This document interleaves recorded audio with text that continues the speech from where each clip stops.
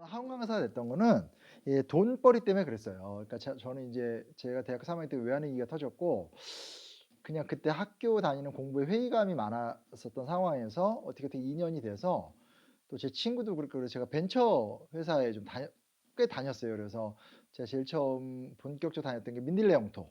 민들레 영토 사이트를 제가 만들었었고 또 이런 얘기가 다 놀라지만 진짜 오늘 별로 얘기 다 한다. 야후 코리아에서도 제가 다녔고요. 뭐 SK텔레콤 뭐 KT 뭐 이런 또 혹은 이제 그런 걸 하는 그 이제 반대 뭐라 그러죠? 그 에이전시 같은 회사 다녔어요. 그걸 다 합치면 3-4년 이상 다녔어요. 3-4년 더 다녔죠. 그래서 그러다가 인제 대리 정도 될 때 이걸로 계속 가면은 이제 진짜로 돌이킬 수가 없다는 생각이 들어서 멈추고 대학원을 가려고 이제 사실 학원 돈을 벌어야 되니까 학원을 갔던 건데 의외로 학원이 잘 풀려서 인제 그때 느꼈던 건 '아 그러면 여기서 스타 강사가 돼서 돈을 많이 벌어서 그걸로 대학원을 가야 되겠다.'라는 전략이었는데 결혼하고 애 낳고 이러다 보니까 계속 이제 이게 유예가 된 거죠.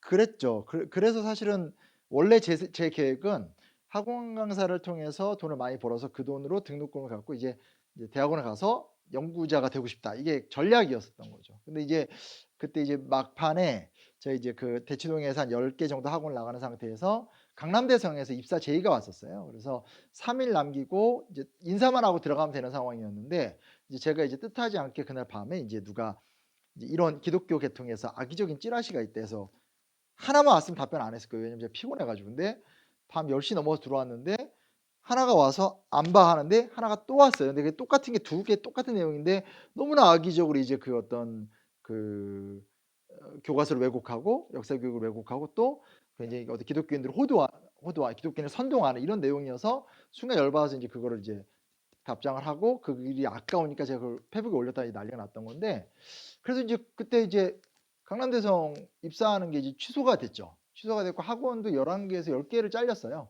그래서 한 1년 정도 굉장히 힘들게 살았는데 그 과정 속에서 결국은 다행히 원고를 써 두던 게 있어서 책도 내고 또 정봉주 씨나 이런 분들이 제안을 해서 팟캐스트도 좀 하고 하면서 버티다가 인제 1년 그 해 끝나갈 때 제가 어쩌다 어른에 출연하게 되면서 인생에 새로운 기회가 마련이 된 건데 글쎄요. 그걸 안 했으면 어땠을까 하는 생각을 해본 적은 없어요. 다만 인제 왜냐면 너무 컸던 사건이에요. 그러니까 제가 그 글을 쓰고 그 글 때문에 모든 일자리를 다 잘려서 한 달에 돈 1 0 0 원이 없어서 전전긍긍하면서 생활했던 기간이 너무 길었고 그 긴 기간 동안에 사실 되게 놀랐던 건 '아 진보 진영이 이렇게 무책임하구나.'도 느꼈었어요. 그러니까 사람 불러다가 영웅을 만든 다음에 딱 밑자리를 빼더라고요.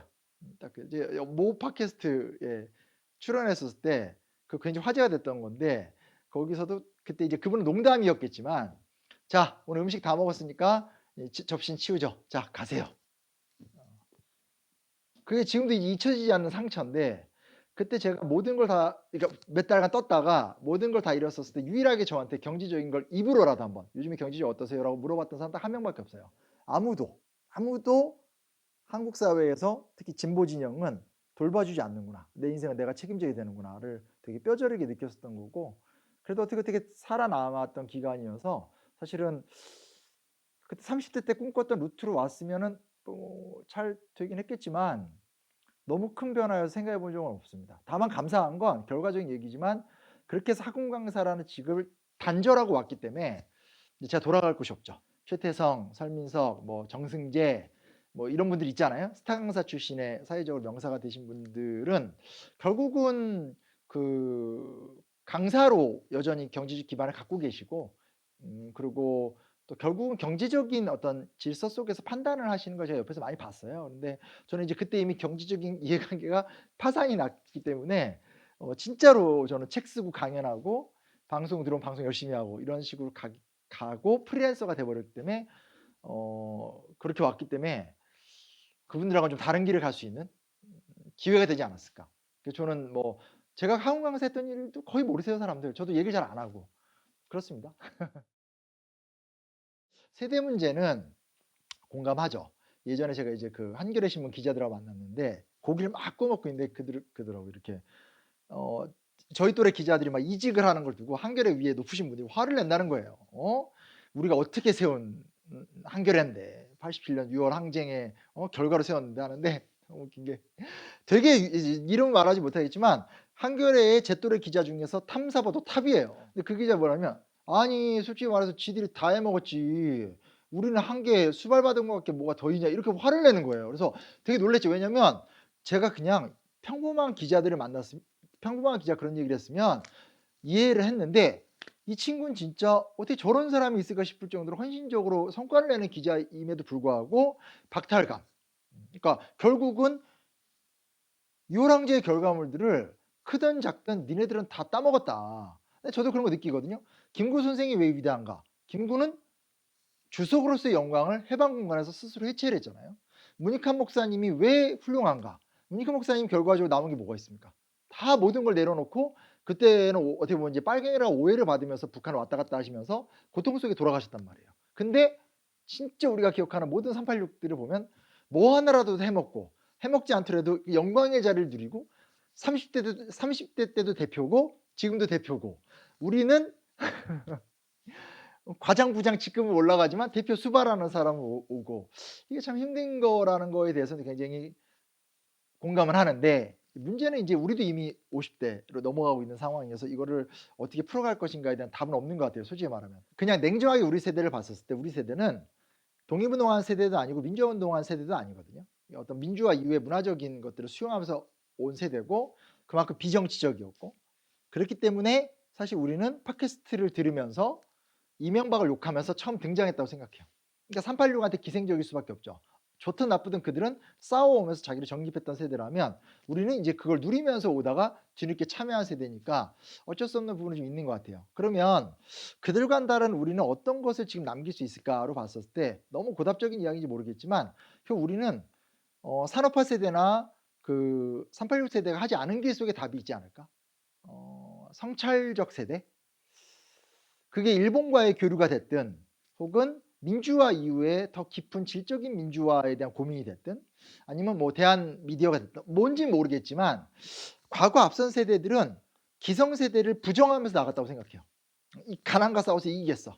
혹은 기성세대의 어떤 이런 독재 수구적인 태도 틀린 거야. 이런 부정의 논리. 근데 보면 이거는 싸움을 통해서 뭔가를 얻어낸 건데 싸움을 통해서 얻어낼 수 있는 건 저는 한계가 있다고 생각하거든요. 그럼 우리 세대는 어찌됐건 훨씬 그들보다 교육의 수준이 높고 돈도 많고 그렇다면 우리가 자꾸 투덜거리고 있다기보다는 뭔가를 계속 쌓아서라도 성찰하고 싸우고 그걸 후배 세대들한테 좀 이렇게 물려줄 수 있는 역할 모르겠습니다. 제가 자녀를 기르고 있어서 그런지 모르겠지만 그런 생각이 하나 좀 드는 게 있고요. 이거 막 생각하면서 계속 세대에 섭섭한 거를 생각하다 보면 답이 안 나올 것 같아요. 왜냐면 그땐 제가 그랬는데 제 후배 연구자들 40대 초반, 30대 후반 이런 새롭게 이렇게 자라나는 지식인들이 제가 했던 말과 똑같은 말을 하더라고요. 근데 그걸 제가 도와줄 수 있는 방법이 없어요. 결국은 그냥 제 입장에서 제가 할 수 있는 건 제가 제 기성 386 세대와 좀 다른 삶을 살아서 좀 모델이 되고 그 안에서 좀 후배들을 위한 브릿지가 된 역할들을 하는 걸 통해 좀 보여줘야 되지 않을까 뭐 이런 고민을 해봤습니다.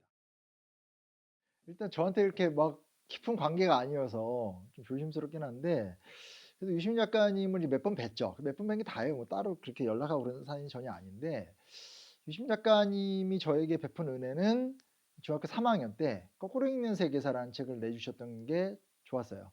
좋은 게 아니라 단순히 좋았던 게 아니라 그러니까 유시민 작가님도 아세요. 제가 얘기를 했기 때문에.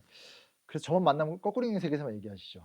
중3 때 너무너무 사춘기 병을 심하게 앓았었어요, 저는. 그리고 저희 때만 해도 막 쌈박질하고 이러던 때였고 제가 중학교 2학년 때 좀 얻어맞았기 때문에 중3에 들어와서는 좀 누군가를 좀 때려보자. 이게 성격이 또 안 되더라고 이게. 이게 이것도 때리는 놈이 때리지 차라리 맞는 게 편하지. 근데 뭐 제가 또 등치도 있으니까 맞는 막 맞고 다니는 건 아니지만 하여튼 그게 되게 괴로웠어요. 그래 가지고 아무튼 막 삐뚤어 나가기를 작정했었던 나이인데 되게 웃겼던 게 사회 선생님이 저를 보더니 부르더니 "용환아 이거를 읽어 봐." 하면서 저한테 거꾸로 읽는 세계에서 갑자기 준 거예요. 일단 사회 선생님이 여자 선생님이셨고 이쁘셨기 때문에 제가 그 책을 받아들였죠. 남자 선생님은 가지도 않았을 거예요. 전형적인 이제 막 나가는 중3 사춘기 소년. 근데 이제 그 책을 선생님이 줬으니까 얼마나 이게 가치가 있어요. 그래서 넘겨보는데 그 첫 챕터가 드레피스 사건이에요. 잊지 못해요. 왜냐면 그걸 읽으면서 '이것이 정의이구나.' 진짜 진짜 그때만 해도 책을 읽을 나이가 아닌데 걸어 다니면서 읽었어요. 학교 이렇게 하교하면서. 그리고 더 웃겼던 게 그게 더 인상적이었던 게 책을 읽고 있는데 제 앞에서 물론 이제 거리는 조금 있었는데 차가 그러니까 버스가 전봇대를 받아서 터지는 사건이 일어났었어요. 진짜 눈앞에서 뽕 하는.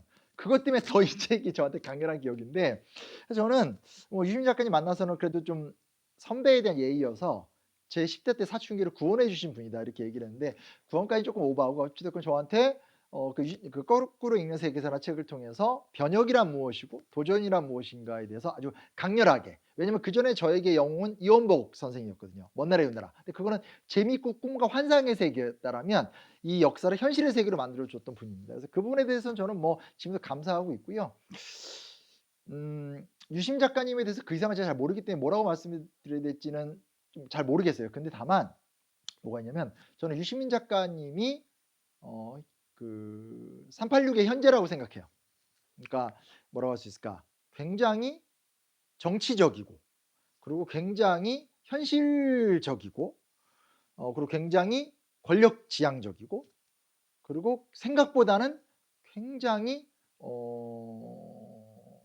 공부를 안 했고 이 유심 작가 개인을 얘기하는 게 아니라 그 세대의 전 특징이라고 생각합니다. 그러니까 이 세대들은 전두환과 싸우면서 커왔기 때문에 기본적으로 정치 권력을 획득한다라는 것이 굉장히 중요하다고 생각하고 그걸 일어섰을 때 피해도 또 경험해 본 그러니까 노무현 이후에 그걸 경험해 봤기 때문에 굉장히 좀 정치적인 성향이 강하고 또 이제 특히 노무현 대통령이 죽음에 대한 컴플렉스도 갖고 있고 권력을 잃어봤었을 때 탄압을 경험해 봤기 때문에 권력을 유지하려는 힘도 굉장히 강하다고 생각을 해요. 그리고 또 그 힘 때문에 지금 우리 사회가 그래도 한 발 한 발 계속 나아가고 있다라는 공로에 대해서도 충분히 공감하고 딱 거기까지. 그 이상이 없다고 생각해요. 그러니까 사실은 유시민 작가님이 굉장히 냉정하신 분이기 때문에 스스로를 지식 소매상이라고 부르거든요. 맞아요. 지식 소매상이에요. 저는 우리나라에 되게 많은 유명한 지식인들 중에서 그렇게까지 자기 객관화가 철저한 분은 처음 봐요. 근데 그 얘기 안에 전 정답이 있다고 생각해요. 소매상이 도매상 일을 할 수는 없고 소매상이 이론가가 될 수는 없어요. 근데 386 세대들이 갖고 있는 가장 큰 특징, 그러니까 저희 선배 세대들이 갖고 있는 가장 큰 특징은 유시민의 책을 애독하면서 그 책에 나오는 내용을 내가 내 삶에서 지지하고 풀필로 표현하면 마치 세상이 바뀔 수 있다는 착각에 빠져 있는 거죠. 그건 문제라고 생각해요. 그래서 저만이 아니라 우리 후배 세대들이 해야 될 역할은 그 선배 세대들의 역할은 굉장히 좀 귀하다고 생각을 하지만 그럼에도 불구하고 한 발이 아니라 진짜로 큰 변화가 있어야 된다고 생각해요. 네. 사실 냉정히 말하면 아까 아이가 무슨 저주받은 세대라고 얘기했잖아요. 전 동의하지 않아요. 무슨 저주받은 세대입니까? 국가일 때문에? 물론 저도 같이 겪었던 일이니까 힘든 건 마찬가지라고 생각을 하는데 중요한 건 일제 강점기 때 태어났다고 생각해 보세요. 뭘 얘기하더라도 그때보다 어려웠던 시절이 있을까요? 박정희 때 태어났다고 생각해 보세요. 전두환 때. 이게 무슨 얘기냐면 우리가 살다 보면 나라는 유활원적인 틀거리에 자꾸 빠져들기 때문에 내가 사는 세대를 제일 힘들다고 생각해요. 근데 저만 하더라도 어렸을 때 학교를 가면 처맞는 게 일상이었었고 선생부터 내 친구들까지 다 나를 때리고 있었던 폭력적 삶을 살았는데 내가 제일 저주받은 세대다. 여기서 가장 심각한 건 내가 저주받았다고 생각하는 믿음 때문에 그런 거죠. 25년 전부터 한국 사회가 변했다? 중요한 얘기를 해 드릴게요. 애덤 스미스가 국보론이라는 책을 쓴 게 18세기 말이에요. 그러니까 지금부터 200년이 넘었죠. 애덤 스미스가 국보론이라는 책을 썼었을 때 거기서 했던 얘기가 뭔지 아세요? 가장 이상적인 임금 제도는 연봉제다라는 말을 해요. 무슨 얘기냐? 자본의 일반적 원리상 시간이 지나면 결국은 연봉제 시스템으로 갈 수밖에 없다라는 걸 이미 예견하거든요. 그러니까 역사라는 공부의 중요성은 뭐냐면 우리가 그렇게 위기 상황이 있지 않다라는 거예요. 그러니까 이건 무슨 얘기냐면 우리가 위기 상황이 아니라는 말이 아니라 인류는 언제나 이렇게 위태롭게 위기 속에 살아왔다라는 거예요.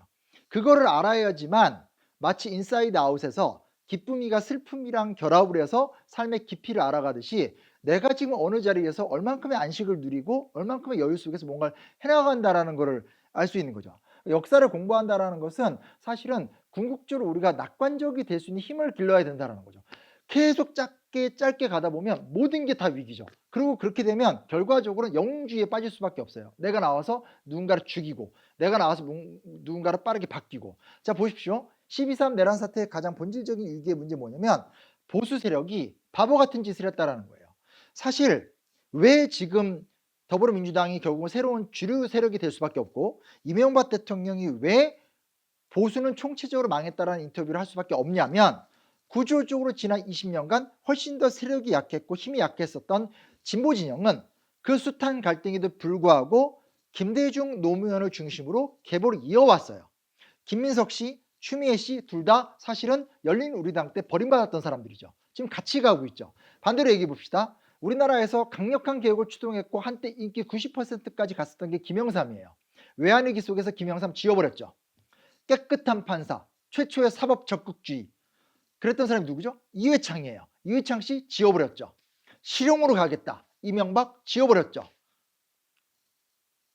나중에 간 게 뭡니까? 박근혜 대통령 탄핵당한 다음에 사실은 이명박과 박근혜라는 건 김영삼의 개혁이 실패한 다음에 과거에 박정희 신드롬을 갖고 와서 대통령들이 만들었던 거잖아요. 그 시대를 경험했거나 그 사람의 딸이거나. 이거 실패하고 나면 이제 뭘 해야 됩니까? 뭘 해야 됩니까를 고민해 봐야 되는데 그때 결국은 뭐예요? 문재인과 사이 나쁜 검찰총장 윤석열을 데려와서 대통령을 만들었어요. 그 결과가 이 모양 이 꼴을 만들었죠. 무슨 얘기냐면 핵심은 좋다 나쁘다를 떠나서 한쪽 진영은 지지고 볶고 싸우면서도 연속성의 이야기, 더하기 이야기를 만들었다면 한쪽은 쉽게 오다가 이 파장이 지들 망하는 게 문제가 아니라 사회 전체를 위기로 몰게 갔죠. 근데 지금 보십시오. 똑같아요. 똑같다는 건 아니지만 지금 결국 아까 말씀하신 것처럼 이명박 다음이 누구냐? 김민석이냐 한동훈이냐 뭐 이런 얘기하고 있다는 거 아닙니까? 결국은 여기서 우리가 중요하게 바라봐야 될 건 뭐냐면 좁게 볼수록 힘들어진다는 거죠. 넓게 봤을 때 우리가 무엇의 층위를 쌓아가고 있느냐라는 과정들을 좀 봐야 된다는 것이고 38세대 마음에 안 들 수 있어요. 저도 마음에 안 드는 부분이 많고 하지만 또 반대편을 이야기하면 38세대가 이룬 업적이 있다라면 그들이 못 이룬 것 속에서 우리가 업적을 이루어서 또 덧셈을 만들 수도 있는 거고 그런 부분에서는 우리가 조금 너무 나는 저주받은 세대다. 나는 버림받은 세대다. 그렇게 말하면 신석기 시대 때 태어난 여성은 어떡하라고요. 조선시대 때 태어났었던 노비는 어떡하라고. 저는 그런 발언은 너무너무 좀 거시기 합니다. 요시카타 백기 형은 그 심리학 박사예요. 심리학 박사고 인생의 대학생 때 넘어와서 이제는 거의 일본에서 살았던 기간하고 우리나라에서 살았던 기간이 굉장히 이제 비슷해진 분이고 사실 방송에서 만났어요. 영웅삼국지라는 이제 TV조선에서 했었던 초창기 때 이제 예능 같은 방송에서 만났던 사이인데 남은 건 이제 그 형과의 관계만 남았죠. 근데 그 형을 제가 정말 소중히 여기고 좋아하고 제 유튜브에서 계속 이제 모시고 얘기를 듣는 거 다행히 또 사람들도 좋아하는데 좋은 건 아까 말씀하신 그거예요. 대부분의 한국 사람들은 일본어를 잘 못하잖아요. 그리고 냉정히 말해서 일본 전문가라고 자칭하시는 분들은 의외로 자기 얘기를 하지 일본과 이렇게 스며들거나 소통할 수 있는 기회를 위해서 노력을 해주시는 것 같진 않아요. 왜냐하면 그게 일종의 권력이고 돈이기 때문에 야, 내 말 들어. 제가 가장 듣기 싫어하는 사람이 뭐냐면 한일 관계 걱정할 필요가 없다. 한류를 봐라. 일본에 가면 다 저렇게 잘 되고 있다. 근데 그거 정말 웃긴 얘기거든요. 왜냐면 세상에서 어떤 그렇게 문화적으로 서로 좋아한다고 해가지고 충돌 안 하고 이런 거 전혀 없거든요. 뭐 그렇게 말하면 뭐 여튼 근데 이제 백희 형이라는 존재가 저한테 굉장히 컸던 의미는 경기인으로서 하지만 일본인으로서 살아왔던 사람으로서 저한테 일본인은 무슨 생각을 하고 있는가에 대해서 제가 이해가 될 때까지 치열하게 몇 시간씩 이제 대화를 해주면서 길을 인도해 준 사람이고 사실 그래서 제가 백희 형이라는 사람과의 10년 넘는 관계를 통해서 얻게 된 가장 큰 선물이라는 것은 우리 입장에서 생각하는 일본인 그러니까 우리가 요구하는 거죠. 너네는 왜 반성 안 해? 이거는 사실은 반성하지 않는 일본인을 통해서 답답해한다 느끼고 우리가 논리적 당위성을 갖지만 사실은 우리 입장이거든요. 우리는 역사의식이 있고 니들이 역사의식이 없어. 여기서 이제 우리 입장인 거죠. 근데 반대편으로 일본인들은 일본인들의 맥락과 과정이 있거든요. 제가 그 백형하고 만났을 때 가장 충격적인 말은 용환아, 일본이 너네 나라에 대해서 사죄 안 하는 거 답답하지? 근데 놀라운 사실이 있다. 일본은 자국민의 피해에 대해서도 단 한 번도 국가가 사과하거나 배상하거나 보상한 것조차 없어. 그게 너무 쇼킹했었어요. 그런 식으로 이제 사실은 백희라는 존재를 통해서 제가 어떻게 보면 이제 타자의 입장 자체를 이해하는 이게 너무 웃긴 게 우리 어렸을 때 무슨 알베르 까미니 뭐 막 서양 문학책들 엄청 읽는데 그리고 막 칸트가 어떻고 이렇게 서양 지식은 많은데 정작 만나는 유럽 사람은 없고 사실 뭐 열려봤자 공부하는 건 대부분 유럽인데 미국 갔다 오는 거고 근데 가장 중요한 게 바로 옆에 있는 중국이나 일본 특히 일본은 우리나라랑 어찌됐건 많이 비슷하잖아요. 많이 다르지만 그럼에도 불구하고 아마 가장 좀 비슷한 경우가 일본이라 생각하는데 이게 너무 교통이 없는 것 같았어요. 그래서 저는 백희 형의 존재, 이 요시카타 백희라는 사람과의 만남이라는 것은 저한테는 이제 좀 본격적으로 좀 길을 열어주게 되는 시각을 이렇게 확보하게 되는 정말 중요한 계기였다고 생각합니다. 진짜. 거기다 이제 질문이 멋있더라고요. 교양이냐 고양이냐. 당연히 저는 이제 고양을 목표로 하는 활동을 하고 있는데 지금은 약간 이제 남발 중이에요. 왜냐하면 저도 이제 변형의 과정이니까 딱 이거야.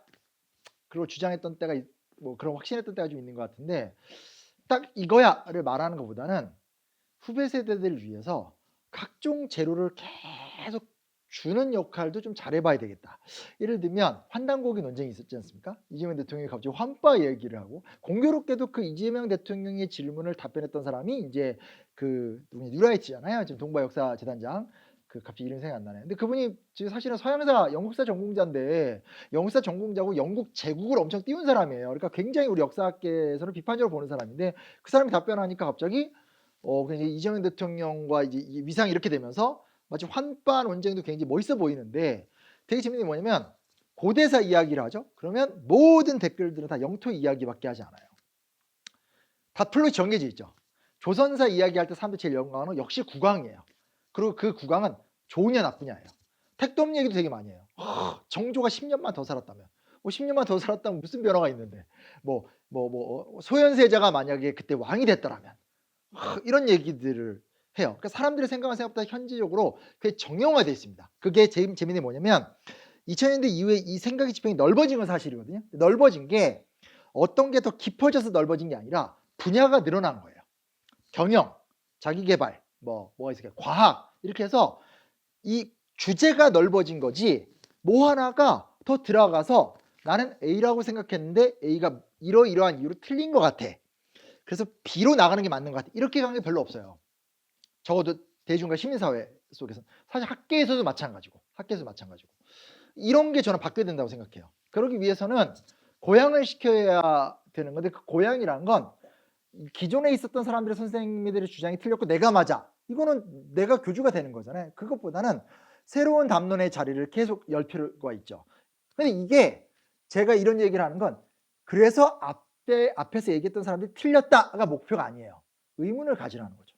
그러면서 다른 질문을 해보기 시작을 하게 되는 거죠. 저는 역사를 하는 사람이고 제 문제의식을 최대한 쉽게 나눠드리는 거라면 각자 이제 이런 것들을 가다 보면 새로운 변화의 어떤 내적인 추동이 있지 않을까. 그런 부분에서 저는 애초에 질문을 정확하게 해주셨듯이 저는 교양을 표방을 하고 있는데 어떻게 해서라도 이제 고양을 위한 게릴라 같은 역할을 하고 있다고 생각해요. 특히 최근에 너무 힘든 건 웃으면서 하는 얘기지만 썬킴 선생님 거를 내가 썬킴 선생님 문제예요. 이러면서 황소개구리 하나가 들어와서 지금 물을 다 흐렸어. 이러면서 맨날 장난치면서 친하니까 막 얘기도 하는데 썬킴 선생님 한 명을 얘기하는 게 아니라 어쩌다 어른이나 알쓸신잡이 팍 떴었을 때는 뭔가 수준 높은 걸 배우고 싶어하는 분위기가 있었어요. 대표적 그 시대를 상징하는 인물 중에 하나가 저는 김상욱 선생님 같은 분이라고 생각을 해요. 근데 최근에는 트렌드가 뭐냐면 썬킴 선생님 같은 얘기들 좋아해요.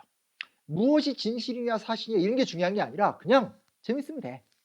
어차피 이거 갖고 내가 밥 먹고 살 것도 아닌데 됐어. 야사면 어때? 이런 걸로 갔어요. 그러니까 채널은 기하급수적으로 늘어났는데 다루는 수준은 굉장히 천박해졌어요. 굉장히 심각하죠. 저희가 제일 많이 듣는 얘기 뭔지 아세요? 그래서 한 줄로 요약해봐. 신명아 저것도 페북에 썼는데 뭔 말이야? 끝까지 싸울 겁니다. 그렇게 하면 안 돼요. 그래서 우리 모두가 철학자가 되고 옛날에 비잔티움 제국 그랬대요. 비잔티움 제국은 길거리에서 대화하는 주제들이 다 신학적 대화였었고 아버지도 철학자고 아들도 신학자였다. 아니 고대인들도 그렇게 했는데 우리가 왜 못합니까?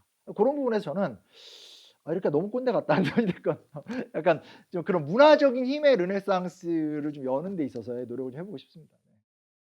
그 얘기는 어떻게 보면 좀 놀랐는데 정확한 지적 같아요. 그러니까 제 개인적 기질과 역사학이라는 것이 갖고 있는 좀 건조함 그리고 또 사회운동이 갖고 있는 정열적인 하지만 굉장히 냉혹한 것의 간극은 되게 크다고 생각하고 그 간극 앞에서 말씀하신 것처럼 제가 이렇게 되게 똑똑하고 스마트하게 길을 찾아내서 누군가를 막 짓밟아 가면서 가고 있지 못한 가는 성격은 아닌 것 같아요.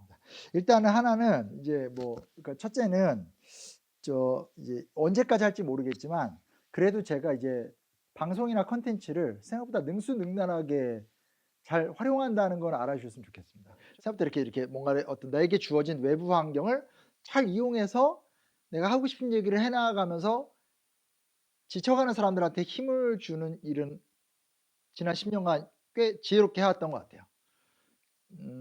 박근혜 정권 내에서도 전 제주 4.3을 얘기했었고 그랬었으니까. 그래서 고런 식의 어떤 생각보다 기민한 대응들은 할 건데, 다만 저는 이제 박사학위를 앞에 두고 있거든요. 그리고 앞으로 향후의 10년의 목표 중에 하나는 학술적 작업이에요. 저는 제 옛날 꿈이 간단해요. 저는 옛날 어렸을 때 꿈이 사르트르 같은 사람이 되고 싶었어요. 그러니까 제가 아마 어린 나이에 가장 영향을 받았던 존재가 사르트르였던 것 같고, 어제도 와이프랑 MBTI 얘기를 신나게 하다가 그만큼 제가 사르트르 얘기를 했어요. 사르트르가 했던 말 중에 가장 유명한 말이 뭐냐면 가장 전형적인 인간은 없다. 그러니까 무슨 얘기냐면 이 실존성의 가치를 막 이야기했던 건데, 저는 어쨌든 사르트르의 삶을 보면 그가 실존이라는 가치를 막 역사 속에 처음 드러냈고, 하지만 그 위에서 프랑스라는 나라가 점점점 권위주의 사회가 되는 것을 막 싸워가면서 지식인이란 무엇인가라는 힘을 보여줬던 사람이고, 그거에 영향을 받은 게 사실 오에 겐자부로거든요. 일본의 양심인. 그런 것처럼 저는 진짜 사르트르나 오에 겐자부로 같은 사람이 개인적으로 되고 싶고, 연구소를 굳이 운영하는 이유는 이제 역사 전공한 혹은 인문학을 전공한 후배들이 함께 활동할 수 있는 공간을 만들어 보고 싶어요. 그냥 이렇게 단순하게 와서 그냥 이렇게 뭐 이렇게 유명한 스타 강사의 책 대신 써주고 이런 게 아니라, 협업을 해서 좀 더 좋은 프로젝트 사업도 하고, 그리고 또 그 친구들이 직접 또 책도 쓰면서 대중들에게 나아갈 수 있는 또 저자, 작가도 되고, 그래서 대중들을 견인하고, 지금 저 현재 하나잖아요. 근데 이게 2명이 되고 5명이 되고 10명이 되면 저 혼자 커버할 수 있는 숫자가 이 정도라면 몇 배로 늘어갈 수 있겠고, 그게 이루어지면 저는 이제 그 활동은 안 해도 되죠. 제가 평생 들었던 얘기가 그거거든요. 제 고3 때부터 들었던 얘기가 "너 그 역사 전공에서 뭐 먹고 살래?" 그래서 지금 당당하게 얘기해요. "내 친구들보다 내가 제일 잘 먹고 잘 산다. 적어도 내 친구들은 내가 다 이겼다." 그러니까 제가 여태까지 만났던 우리 반 친구들 중엔 내가 제일 잘 나가다. 그러면 제 친구들이 옆에서 또 제 베프들은 "영환아 네가 짱이야." 이러면서 막 이렇게 장난 삼아서 이런 얘기를 많이 하게 되는데, 억울하잖아요. 왜 역사나 인문학이나 이런 사회 비판적인 학문들을 하면 먹고 살지 못한다? 저는 그런 친구들이 먹고 살 수 있는 사회에 좀 그런 틀거리에서 저희 연구소가 기능했으면 좋겠습니다. 그거는 제가 이제 해 볼게요. 열심히 해 보겠습니다.